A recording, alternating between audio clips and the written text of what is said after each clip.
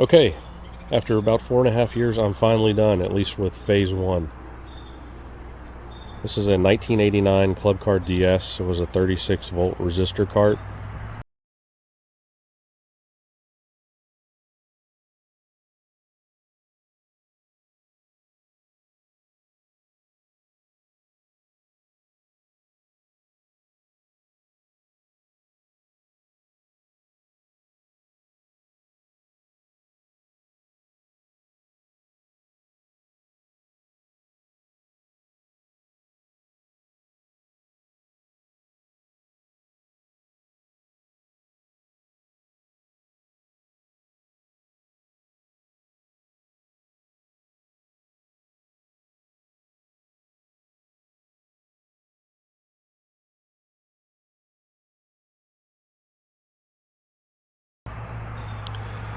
It's now been converted to a 48 volt, I guess, solid state controller. That's what we're calling it. I'll get into the details of that system in a minute.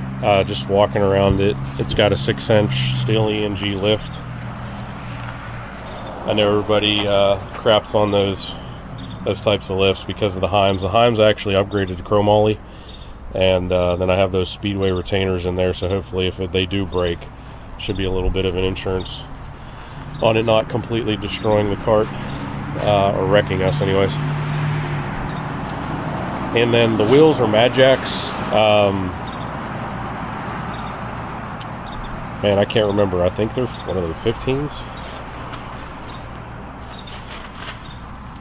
14s. Yeah, it's been so long since I bought them. 14s, and then I think they're 23-inch tires.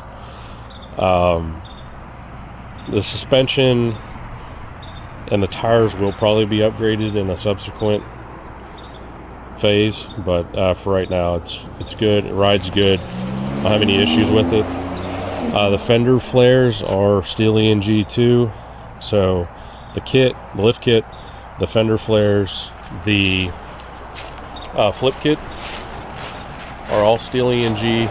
The flip kit was actually an eBay open box purchase. It came with white cushions, and obviously I want everything black, so I bought SEM vinyl spray paint. You can get it off Amazon or probably O'Reilly or someplace, and it works awesome.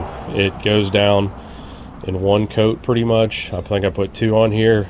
No runs, dries fast, super durable. The kids have been in and out of this thing, and it's not got any scratches. You can't tell that it's even been painted. It looks just like the same texture and sheen as these other seats that actually are black vinyl. But additionally on the body was in pretty rough shape.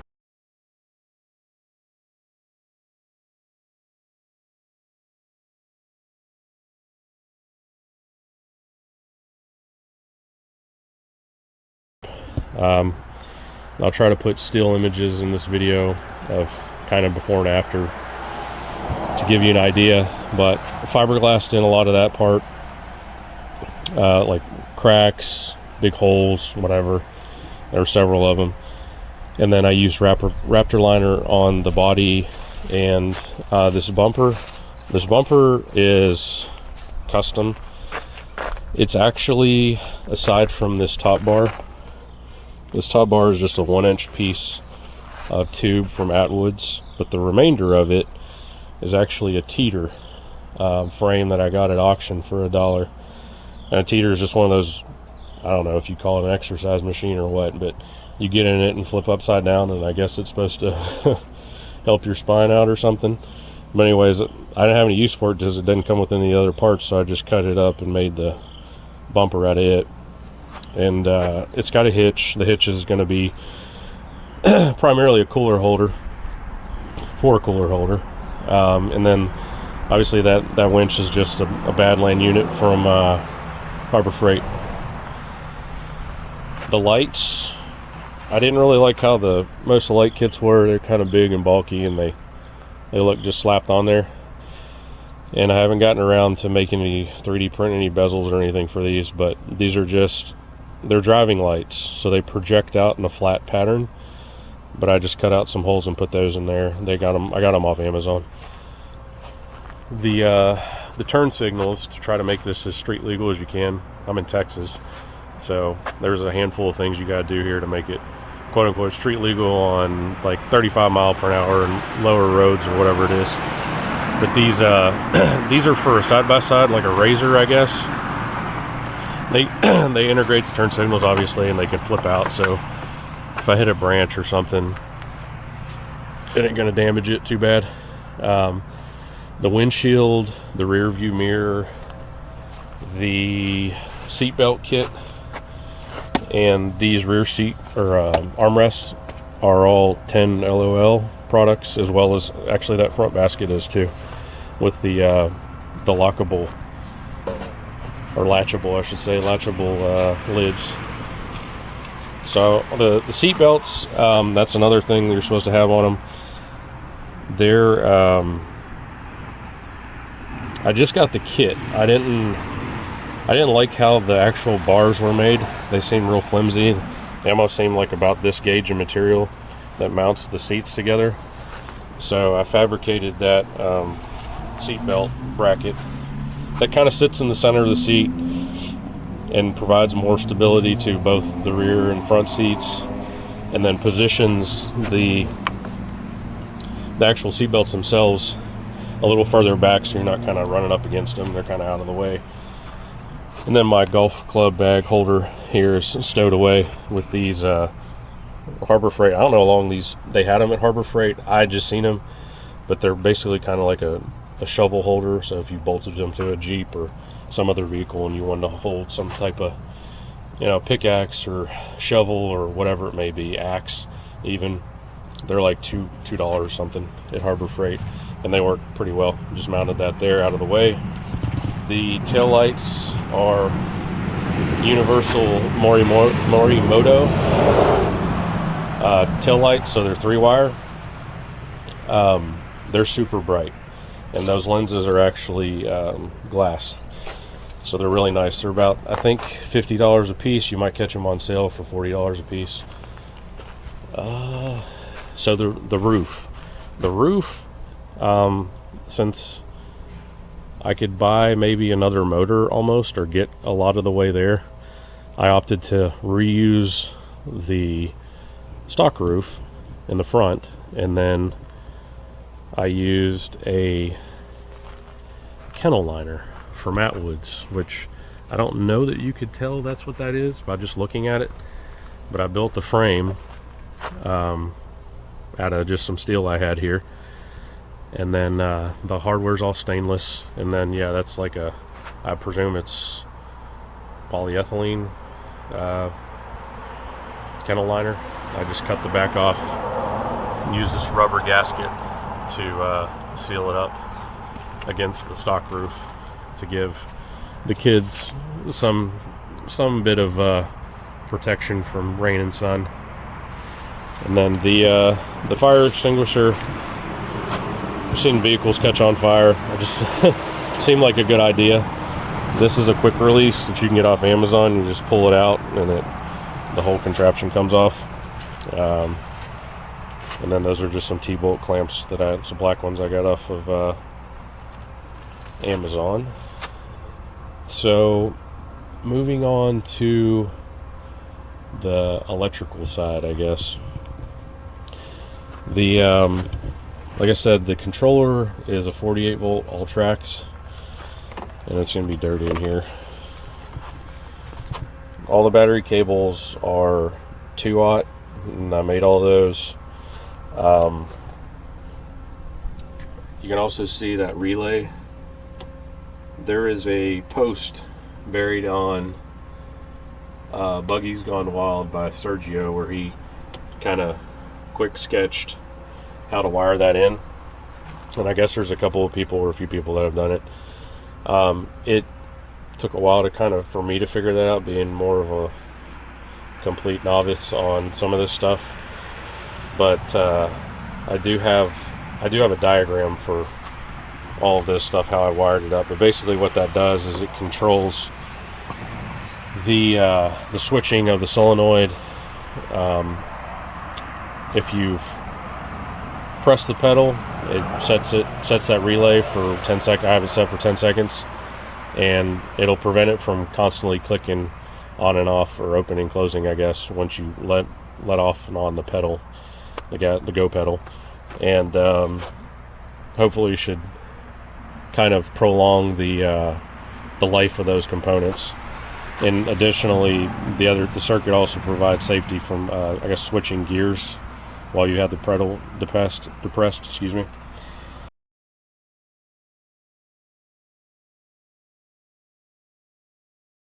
So that's in a weatherproof box, and then all the reversing contactor and the solenoid. There's a reversing contactor. The solenoid's back up under there, so it's all kind of tucked in there.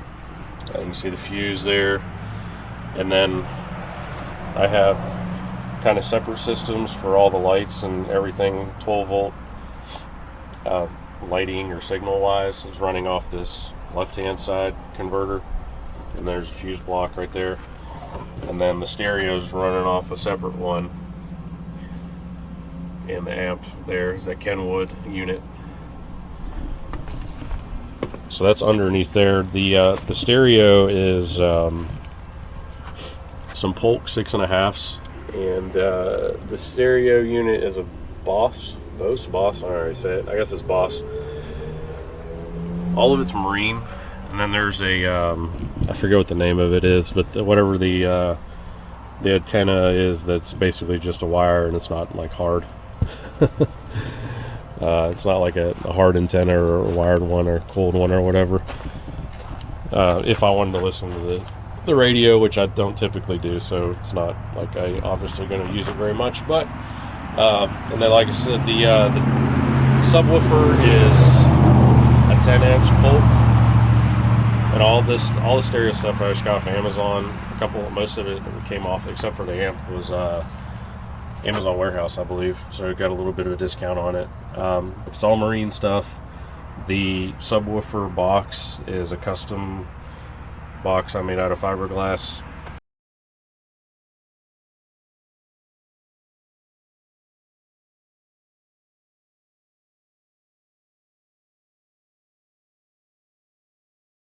To fit the bag well.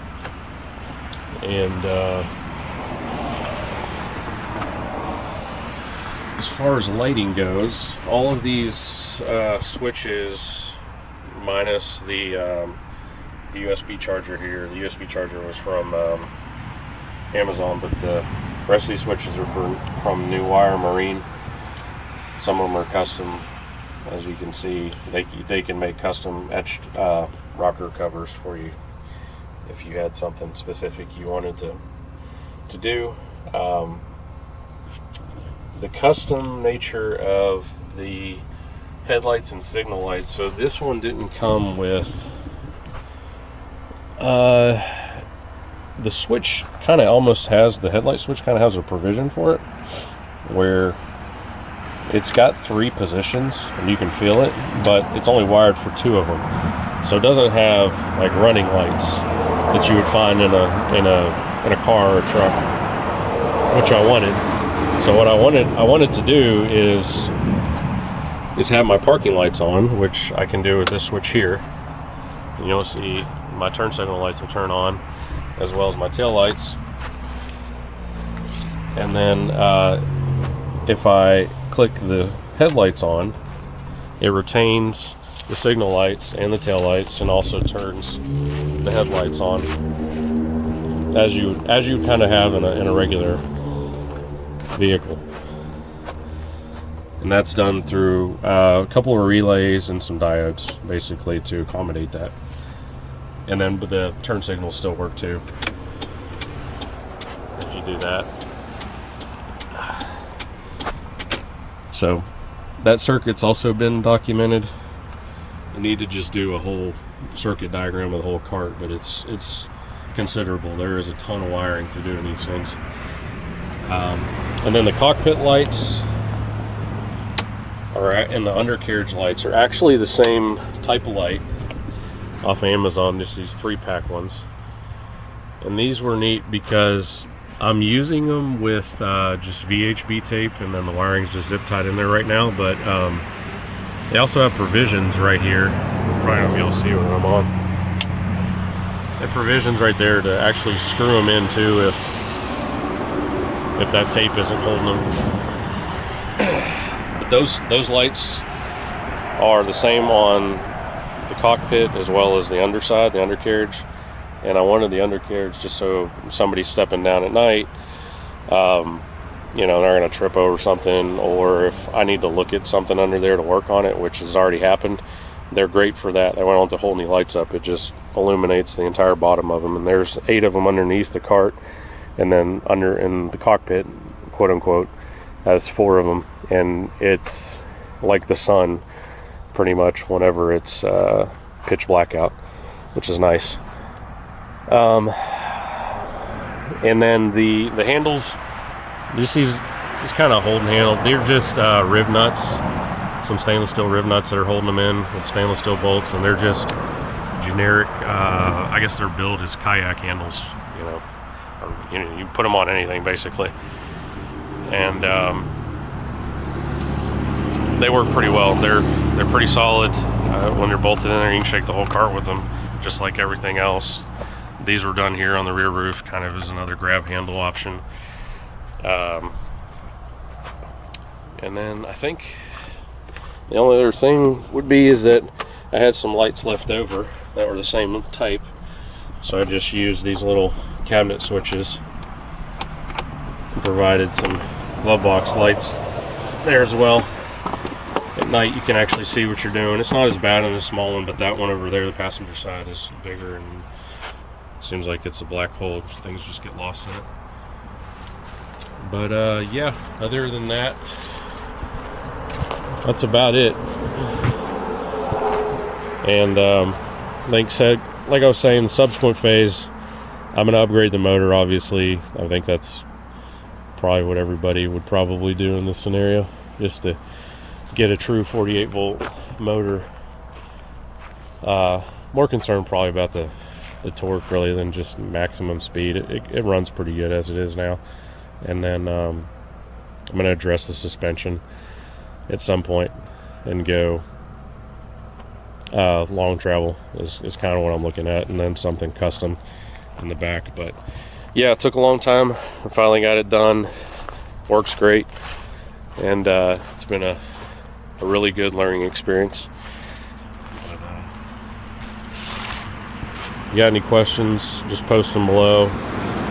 Try to answer them as best I can, or send you links, or tell you how I did something. Thanks.